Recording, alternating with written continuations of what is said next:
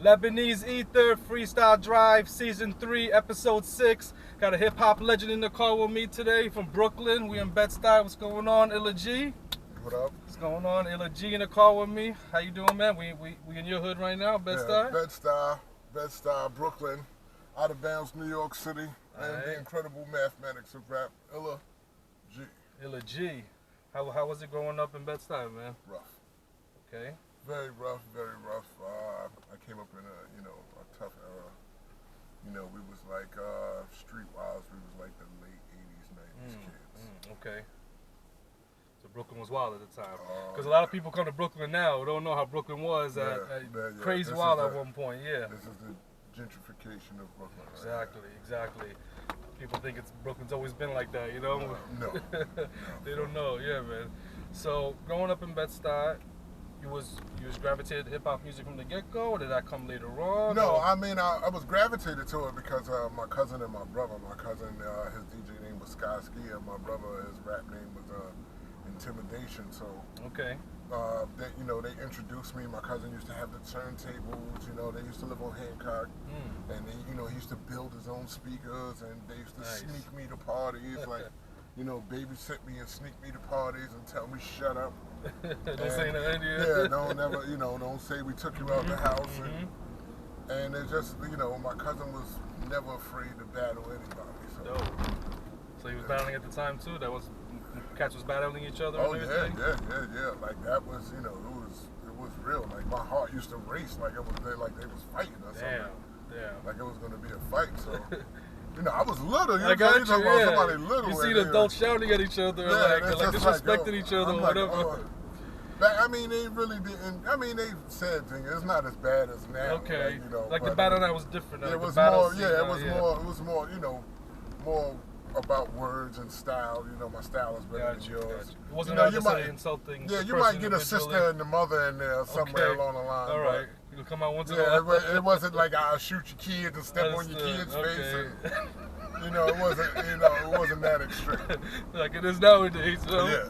Now it's like, let me be as disrespectful as possible. Yeah, now, what I'm saying, I shoot your grandmother, stab your grandmother, then spill scum on your grandmother. Oh my God. It's facts though. The way you seriously. So, at that time the battle was more like, I got skills, people just spit each other's verses basically, like my verse, you spit your verse and let the people judge which one was harder. Pretty much, my style is better than yours. When did you start?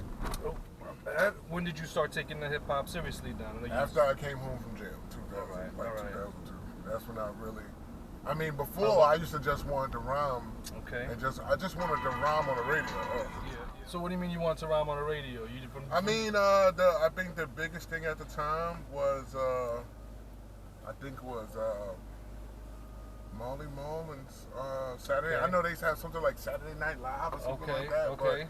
But, they used to have artists come up there and rhyme, and that was a big thing for me. I just wanted to rhyme on the radio and just kill it. That's when the radio was. That was when the radio was a shit. Well, like you get on the radio, it was amazing. Yeah, it was just to hear these dudes say they rhymes on the radio. It was just awesome at the time.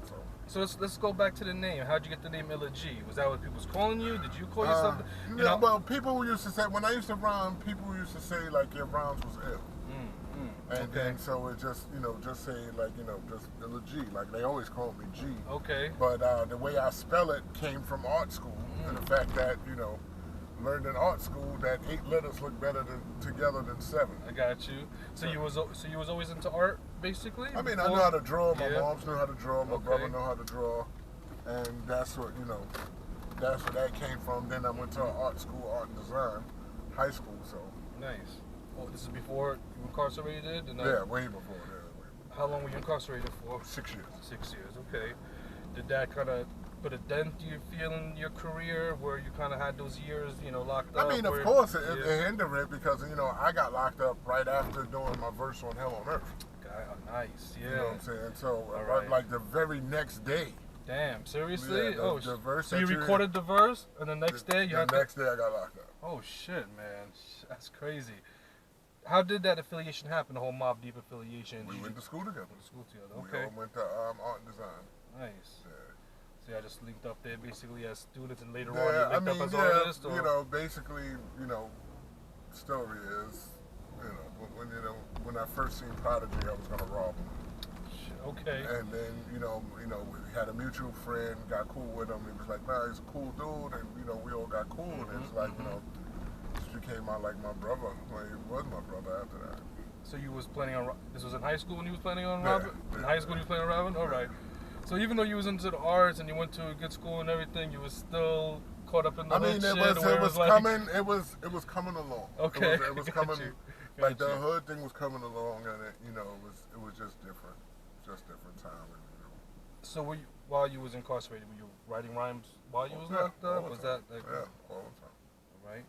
And then you came out and you were like, "Fuck it, I'm pursuing this. I'm going all yeah, out it's now. just Let the world like, hear I escaped something a lot of people couldn't escape, and it's just like, you know what, I didn't. You have to know when to quit. Okay. I didn't make it to. I guess the goal was to be super drug dealer, killer status, but didn't happen. So you got to know how to, take your punches and walk away. So even in the street life, you mean know when to quit? You saying know when it's time to you gotta know. You gotta know because what the elders would say is like the second bid hurt. Why? Because you know better. So the first one. If you wind up not getting life or anything, and then you gotta chill. Like if you don't, knowing what you know, once you get locked up the second time, you really put mud on your face because you know better. Got you. So when you came out, what was the first project you released? Was it a mixtape that you had dropped? I did a mixtape. It was called For the Streets, and it was just. Another bad choice. It was like the bad choice of it. The cover, because I took an old picture I had and I tried to. Okay. I tried to cut it out the picture, but because the cover was a picture of me holding a Tech 9. Okay. And I tried to cut it out. Understood. Yeah. And people still see it, and it was just like, and it was just like, I don't know. Just like why did you want it cut out in the first place? Because I wanted to be about music. Okay, like I don't want it, I didn't want it to be. It was just like even now, it's like you just hear I hear the rumors about me, and I can't do nothing about it. Okay. Like whatever, I don't care no more. So you felt like that's a great looking butt. Right there. So you felt like you were trying to break away from that image or focus on like an artist, on the music now? I wanted to be focused on the music. Understood. Okay. So what kind of producers did you mess with, later on when you started releasing your music? I know you released a bunch of mixtapes, and you had official. Are you releasing an EP? But you also released your last album, Social. Everything is independent. Everything's independent. Everything is pretty much. I've done it on my own or whatever, so forth. So, you know what I'm saying? So. Different producers like Alchemist had hit me off, and, nice. Havoc and. Everything else I pretty much worked my way up. I worked on my People Team demo. Got you. I mean, those are amazing producers right there. And Havoc that you mentioned, you know what I'm saying? To have them on your project, even independent release, that shit is dope, co-sign and everything. And I mean, you got the classic verse on Alchemist joint, the Hold You Down joint. That shit is amazing. Right, check that out. Everybody knows the song, so I don't gotta. Everybody knows that classic. How did that come about, man? I mean, that joint is just a classic joint. Your verse is amazing. How did that? How was the vibe at that time? It was a good vibe. Pete, bless his dad, called me. He was at Alchemist's crib, and it was just like, yo, we doing a song, and I heard it. I was like, oh, let me rhyme on it. And they was like, go ahead, rhyme on it. So, and that's all it really was, really. Okay. Just did you know it was gonna be such a big joint when you first recorded it? It was actually just for a DVD. Okay. You know what I'm saying? They was ahead of their time and looking at because I didn't respect the DVD and YouTube and all that other shit. Okay, like I wasn't. I'm like, I'm just basically like, all right, I'm doing it because they there. I'm like, what's gonna happen on the DVD? Yeah. Like, I didn't foresee that. So it did blow up because of the DVD. So the DVD game was strong at that time. Yeah, the DVD game was real strong at that time, and then they did the infamous Allegiance, and then Al and his brother. I think rumored is that it was Al's brother, and it was like, oh, the song could be bigger. And they went and got Nina Sky and everything. Oh yeah, exactly. Did the official video for it, and then it just created his own life after that. Oh man, that's a classic hip hop joint. You know what I'm saying? If you, Prodigy, obviously, rest in peace. That joint is amazing. You know what I'm saying? All y'all together on it. It was a great kind of mix up. You know, everybody's verses complemented each other and everything. And Nina Sky adding that was dope. I mean, I know you also rap with another artist who passed away recently, Sean Price. Yeah. Is that because is that because of the Brooklyn connection, or how did that connection happen? That happened because, I mean, as far as us being cool, it just, we just got cool. But I seen, like, years ago, I've seen an article, and they were saying Sean Price and Illa Ghee had similar styles. But, you know what I'm saying, and so on and so forth, and we was going to the same studio. Okay. Then when I seen him, I was like, well, let's just do a song together. Would he mind doing a song together? And he was like, he ain't no problem, let's do it. And then we finally, caught up and did it. And the first song we did together was called Price to Be Illa. And it caught on. Like, I've seen, I always joke with him all the time. I was like, you are famous for real. I was like, because that video, like, just took off to a whole another thing. And I was like, well, I'm responsible maybe for about 5,000 views of that. The rest, 100-something thousand is yours. Gotcha. Like, that's not me. That's like, I'm like, you have a cult. He definitely has a cult following. You have a cult following. So. But you end up doing a bunch of music with them together. That became, what I'm saying, my dude, and, we just started, we both appreciate lyricism and both, like, we just try to, like, every time we rhyme, we just had that friendly competition. We try to destroy each other on the song every time. Okay. Every time. Like, you don't want to be I know it's only two of us, but you don't want to be in last place. You don't want to be the guy that be like, well, his verse was that.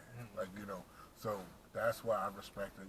Sean used to say, steel sharpens steel, like, and we challenged ourselves all the time, like, as far as words, how to put them together and everything, but...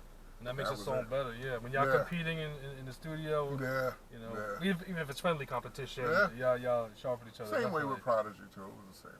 You got any crazy Sean Price stories or Prodigy story with Sean Price. Okay. Sean Price any exclusive or rarely heard stories that you can drop on the show, for Freestyle Drive? I mean, it's just like touring or some shit, or just some crazy shit? I mean, Mobb Deep tours, I'm going to leave them stories alone. Like, it was a lot of... it was a lot of things like me being the street guy and knowing all the stuff. Like, I was prepared for war on tours. Like, on tour, like I used to tell dudes, like, don't let chicks come in your room, use the phone, and then break out. Like, you know what I'm saying? Like, no chicks in you can't let chicks spend the night. Like, no, none of that. And they used to look at me crazy, like, why? No, nigga, like I know women that will line you up, so.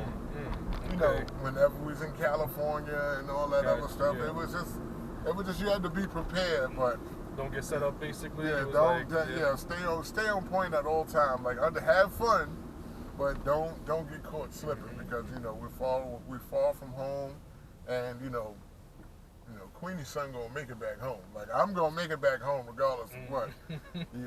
Y'all don't understand what I'm gonna do to get up out this situation. I got you. Yeah. I'm just trying to help y'all out, but I'm gonna make it. I'll be alright. But So after releasing a bunch of mixtapes, was Social Graffiti your official album, you would say, or did you release? I wouldn't say. I just released it. It's just really just basically music. People tend to say, I guess since it had numbers and stuff, they would call it an album format. Okay. But, I was just releasing music. Who knows?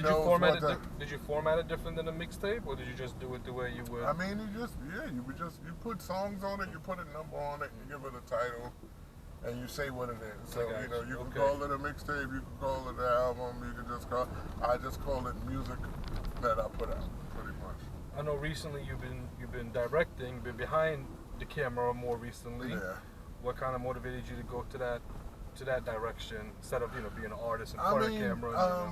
When the web series thing started becoming popular, or people was into it, the web series that I've seen, I was like, I thought it was horrible. So I was like, you know, when you don't like something, if you want to change it, you make your own. So I was like, you know what, I can make one of those, and I'm gonna make one. So, you know, I learned about how to write about characters in jail. I found a book in jail on how to write characters. So I did that, and I came up with the characters and their whole backstory, and then got. So you write scripts basically, or whatever. Yeah, to write the script and everything, and was just like, you know what, I'm gonna do it. That's a lot of work too, man. I mean, the filming, the editing, the acting, the coaching, the writing. It's a big project. But do you find it rewarding? Do you enjoy doing it? Yeah, it's fun to see people get it and people be into the characters and people relate to the characters. So the show is called New York Minute. New York Minute. Yeah. And it's basically about about four friends. Okay. About four friends, you know, and how fast, you know, things can happen in their lives. You know, you got one that was, you know, he's returning out of the system, and he doesn't want to, you know, now that he knows how the government set us up, he doesn't want to do it anymore. But you know, so a lot of times his past will come back and haunt him. You got one, you know, his name is Deuce, and you got Frizz. He wants to be a millionaire. Okay. And you know, he knows that you know, pretty much he knows that you have to do something dirty to get there. Fast way, whatever. The fast way. You got one who's, you know, he's very dangerous, but he's really family oriented as Trav. You know, he found out something happened within the family, a family secret, and you know, he had to handle it, and now it becomes his family secret. And you know, pretty much, you know, he was abused himself as a child, so everything, you know, comes with that. And you get into the backstory to those characters? That's the backstory. Okay. So, and then, you know, there's Simone. Simone is, you know, Dude's girlfriend. They was, you know, together at one time, and then she, you know, she has a job, and you know, she got back with Dude. She was in a, you know, she's in a love triangle, and she's trying to decide whether to go for a man that has a career or the love of her life. So that's the thing she has to battle with right now. So how did you develop these characters? Are they based on real life people here? Well, pretty much Deuce, Trav, and Frizz is pretty much three different elements of me. Okay, I got you. So you are, through the characters, you are talking about some of the things you went through in life as well, or experienced. Yeah. It's, you know, I also wanted to show that, you know, even though, you know, it's not about what these characters are doing, it's about what's going on in their lives. I want you to get into what they're going through.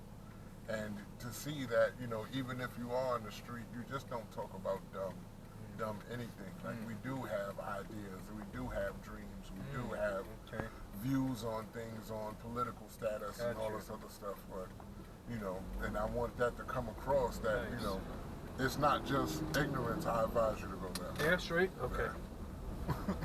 And make a left turn to get off this. All right, cool. Make a left on Skillman? Whenever the next left turn you do. Yeah, I'm trying to get out of here. Yeah. So, I mean, so it does get a little bit of, I mean, politically conscious, if I can use that word, in the sense that you said that, like, the first character, you know, he knows that basically dealing drugs is benefiting the government or whatever. Like, he became aware of that, so he's like, I want to live a different life. Is that? He's like a changed man, kind of. Yeah, he's trying to change, but you know, they went too. You know, a lot of times, you know, when you don't know no better and you just going too far in certain things, and you know, you do things and you rub people the wrong way, and it's not easy to get out of that. I know you just dropped a brand new video as well, Gripped Up. Is that you just released that? So even though you're pursuing a directing, you're still releasing new music as well? Yep. Suede Cigarettes is coming out in April. Okay, so April, Suede Cigarettes, nice. Yeah. Can we talk a little bit about it? Yeah, you can talk about Features, producing, what's the plan? I mean, just things, any of that? I mean, it's pretty much Suede Cigarettes is, the title is, you know how basically in hip hop, you know, it's not bad meaning bad, but bad meaning good. So, you know, everybody smoke, you know, a lot of people smoke cigarettes and it's hard for them to quit. And pretty much I'm just saying that my music is, you know, if cigarettes is bad for you and it's something that you really need, so imagine having a Suede cigarette musically. Okay. You know what I'm saying? It's like the best of the best, the best poison. Yeah, because you should die immediately if you smoke a Suede cigarette. So, is it mainly going to be Illa Ghee? You planning on having features, or? The features on it, we have Sean Price, Sky Zoo, Method Man. Oh, that's Sounds amazing already, man. I'm looking forward to it already, man. Dope ass collaborations. It's always dope to hear, you know, local artist Brooklyn Cat doing his own shit, but then collaborating with different artists as well, and it's they can still shine on it, like you were saying. Everybody competes and shines on a track. So, Suede Cigarettes, April of this year. Yes. All independent. Why did you choose? Did you prefer to go to independent route because it was better, or you say fuck the labels with the whole politics and everything? Or it's more control. It's, you know, you have to look at it as a business. It's the same thing. You know, it's more control, more what do you want to say. You know, you don't have to. You know, it's your decision whether it fails or success. It's your decision. I'd rather have that than you wind up being with a label and you have to fight just to get $1. A lot of people don't know that. And you know, pretty much, you know, you wind up, you know, you don't want to be on really somebody else's time. And, you know, because, you know, one of a staff member or somebody might be one of the executive daughters or something. You might take them down, and next thing you know, they be like, oh, you fuck my daughter, we're on a Shelfie project. Like, or, whatever, like some bullshit will come up. Anything. Come up with anything. So. But always be in control of your own shit. Because people see, you know, they think the major label, they see online, and they think all of a sudden you're balling all of a sudden just by strictly signing. Yeah, it's a great machine. I mean, I do know how to rob them. Okay. I do play the game basically. Yeah, I know how to rob them, man, but you know, it's like what it's worth. Like, I mean, I would deal with the machine if it's just one. If it's a one and done, I'll deal with it. And it has to be fully, you know what I'm saying, just to create the market. That's the only way I would deal with it. Understood. I mean, is there a benefit to labels anymore? Is it just a distribution now that's their main? I mean, what is their role anymore? I mean, you tell me what their role is. Exactly, I don't know. I don't. I'm basically saying I don't. Distribution everything is pretty much digital and streamed now, so you don't really need nobody to be distribution. And you know, people quick to say distribution deals. No, they need to give up a fucking marketing deal, because the main thing is people need to know the project. Exactly, that's the thing. I guess having a label is they'll spend money in the marketing and get your name out there, but it doesn't mean you're gonna sell units anyway. You know, like you have all these artists who have millions of followers, for example, and their shit's being posted on a World Star and everything, but are they really selling records? Is anybody really listening to their music besides the one single that they dropped that gets a buzz? I mean, you know? it gets a buzz, and you know, a lot of people feel like they've made it, and you know, and then within 2 to 3 years they disappear. Exactly. The other thing is they don't have the respect in the game either. You know what I'm saying? Their music isn't gonna last, or I don't want to hear that shit 5 years from now. But I can hear an Illa Ghee shit in the future. You know what I'm saying? 5 years from now, because that shit's bumping. You know, and that's the hip hop I fuck with. I can understand maybe the young cats will fuck with the young shit. Maybe I don't know. But whatever. You know, that's my take on it. Is that music like yours and other, you know, artists I grew up with in New York, just in general, that's music I can listen to for a long time when I'm older. I'm not gonna listen to this other new shit that's out now. No. Even a year from now, if anything, you know. So new project in April, the New York Minute series, right? Is that you have a new season coming out? A new episode? I'm writing season 2 right now. How was the response to the season? It's awesome. Like, you know, everybody's caught up. I guess, you know, I have my love darlings with Deuce and Simone. Everybody is wondering what's going on with those two, and you know, everybody has their favorite ones, and there's just so much stuff going on. But I appreciate the people that ran up on me, telling me, you know, this better happen next season, and why is this one doing that? People get invested in the characters. Yeah. You know what I'm saying? Like, you know. Did you end season? Sorry to cut you off. Did you end season 1 with like a cliffhanger type of thing? Did you? Yeah. Because you know you want to come back with something. You have to do that. You have to do that. Okay. You know, they're like all of them has their secrets that, you know, they need to protect. So, you know, if you watch it and you see, you know, the first season full, go to Illa Ghee TV. Illa Ghee TV. That's ILLA GHEE TV on YouTube. Okay. Make sure you subscribe. Hit the bell so you can be notified whenever I put up new videos or anything of that nature. So are you mainly directing, or are you acting in the series as well? No, I don't want to act in the series. Okay. I'd rather direct it. You know what I'm saying? Direct it is much more better. You know what I'm saying? So That's dope. I mean, because sometimes as an artist who's used to being a star in front of the camera, something might be hard to kind of be the person behind the camera. How is that? I have no problem with that. You know what I'm saying? If I can like rap with a mask on and still be popping, I would do it. Got you. I got you. Yeah. No doubt, man. Anything before we get into this freestyle shit? Because I know you're gonna bless this show with a freestyle. Anything you want to say to those watching us right now? You know, I know we mentioned the project, we mentioned the series, but anything. Basically, go to I have my website illaghee.net, www.illaghee.net. Go there, put your email in the mailing list, and you know, there's free music right there you can download, all free. But there's also mad albums that they can purchase on iTunes too. Yeah, you know what I'm saying? Albums on iTunes. I know, you know, artists is doing what they got to do, but there's albums that he got that are dope that y'all should purchase. Listen to it free in the beginning, whatever, see what you like, but then you got mad projects on iTunes that people can't support and should support, you know what I'm saying? Yeah, so we want artists to release dope music, we got to support them, you know? So enough of the free shit. Thank you for the free shit, but I'm just saying, you know, fuck the fans sometimes. They want too much free shit. Yeah. You know, because I saw on iTunes you got a bunch of album, and the last one is the Social Graffiti. That was the last officially released album, right? That was my revenge album. That was your revenge album. Okay. Yeah. For some reason, I thought people didn't think I knew how to rhyme, so kind of. It was just like, it was just like my. Well, was you reading blogs or something? Like, it was just like everybody judged me on the "Hold You Down" song. It's like they didn't know the difference between making a song and being lyrical. Listen, you know, because you know, I did some research. Obviously, of course, you know, I know Illa Ghee, but I had to do my research for the show. So I went to the "Hold You Down" video, right? I read some of the comments. Most of the comments are saying Illa Ghee had a dope ass verse. There was like one or two people who were like talking crap, like, "Oh, Illa Ghee, I don't like that verse." They don't like that style. F them. You know what I'm saying? The vast majority of comments said Illa Ghee killed this shit. I found out when we did shows, like, you know, people rapping your verse, right? Like, word for word and shit. And the thing is, it was the women. That was the crazy shit. I'm like, yo, they was like, oh, your part is the best part.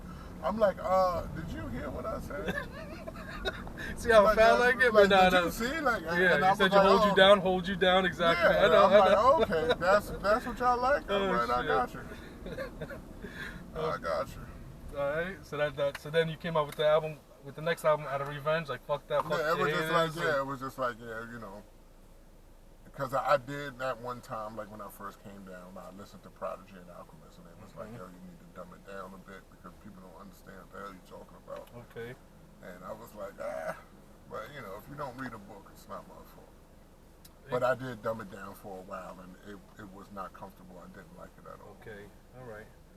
Yeah, man, that's the whole debate that was going on, dumbing it down, not dumbing it down, whatever. But you know, there's a lot of people who still appreciate real music out there. It's just we need that marketing, you know what I'm saying? We gotta be our own marketing, I guess. You know, you say you like somebody, share this shit.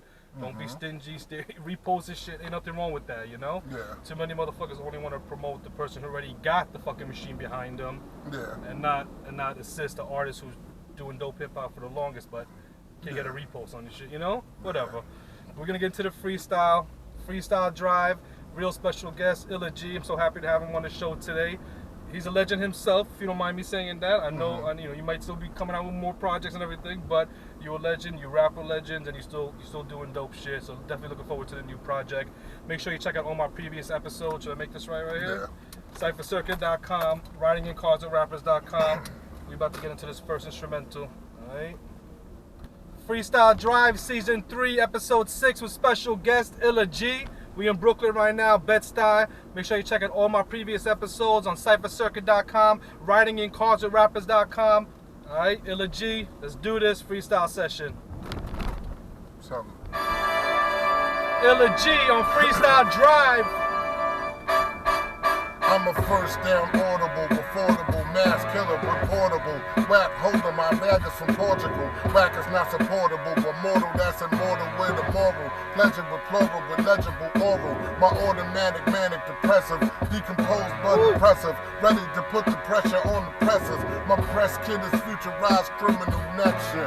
My next shit is looking like a child with his neck slit. Spitting like a bullet exit. I'm very calm, aggressive. I'm very armed and reckless. I'm Vietnam for breakfast. So keep pitching while your boy got buzz. The name Illa, bars realer than what Troy Ave was. Check your phone, this is grown man rap death. My flow is the best. playing chess with Napoleon's clone. Fucking peon, I'm beyond sight, a neon light. Blood made a free arm with 3-arm dikes. I know it's difficult, the whack rapper coming to cold. So I clap back with abstract rhythm results. These are balls that belong in the phone. Taking aim in the scope, the black plane, the black breaking with dope. Rap treasurer, my mind can't handle defeat. I'm like the predator, pulling out the spine of the beat. The elite and my wordplay disturb they sleep. The Albert Einstein of crime rhyme flow was a grease. Illa Ghee, Freestyle Drive. I'm Lebanese Ether. Make sure you check out all my previous episodes. Check out Illa Ghee's web series, New York Minute series on YouTube, Illa Ghee TV. IllaGhee.net. IllaGhee.net. Make sure you put your email in there. Illa Ghee on Freestyle Drive. Hey yo, the rap game is home. It's a rap for you rap niggas. The rap game of thrones. My rap holds an axe in your bones. A sore fact, put a crack in the skin of Capone without a scratch. A mishap, missiles that'll miss your fitted cap. It's the rebirth for cracks, sending bullets like a fax. The last street niggas with bars, you're not facing them. Ghetto patriotism, Marcus Garvey, your racism. Ooh. When I'm spitting, replace rhythm. My words will break rhythms and cripple the state prison. A lot of people talking they God with Satanism. A sentence omen, showing my enemies favoritism. I never had a problem with women gunning the denim. The power of my poetry, compromising your vision. Decisions that I made is on upper level of marvelous. I'm hard on the streets, cause upper level is starving us. Wow. Flow is water of our awesomeness. My pen paragraph is like autism and arguments. If I don't like you, I don't like you. And if you happen to rap, me and you is a rival. Murder on arrival, a different type of disciple. My raps grabbed a rifle and started shooting the Bible. Naming the killer you know, and I'll employ him.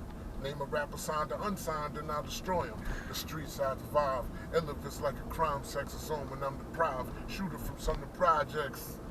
I kind of feel like I invented crime, I'm sexy. I'm running through bitches like it's a finish line. Finish anything that I started, or enemies are clapped at me as dearly departed. I will never write a bar that's light. My heart's cold like it is in Chicago nights. Wow, Illa Ghee. Yeah, Illa Ghee acapella. Sumner Projects, right? Sumner Projects, Sumnerville. If you rap, you his rival automatically. Shit. Damn, Illa Ghee. It's like that. So automatically. Alright, again, any last word? Thank you, my man, for being on the show. Appreciate that, you know what I'm saying? Appreciate it. You know? Make sure y'all go check out the web series, New York Minute, Illa Ghee TV on YouTube. Make sure you put your email list if you're a fan of my music, if you believe what I believe in, of what hardcore hip-hop is. Go to IllaGhee.net and put your email in there. Go get the free music. Go check out my music. You know what I'm saying? Illa Ghee 2K on Instagram, Illa Ghee on Facebook. Support everything. You know what I'm saying? It's real. This is what I truly believe. I create the energy of people, what people want to say lyrically. I just so happen to make hardcore hip hop music. So you know, I don't want to deal with you if you just into the music, you know, and know about my music. No, I want to be with the fans that believe in what I believe in. And what hip hop sound like. So if you believe in what I believe in, go to IllaGhee.net and sign up for that. Definitely, man. IllaGhee.net. I'm looking forward to the new series, the new season 2, the New York Minute series. Shit looks dope. Shout out to cast, everyone. New York Minute. No doubt. That's a lot of work, man, to put in. You know what I'm saying? I'm definitely looking forward to it. New video, Gripped Up. New project, Suede Cigarettes in April. Illa Ghee. Thank you, my man. Appreciate it. All right, brother. Peace.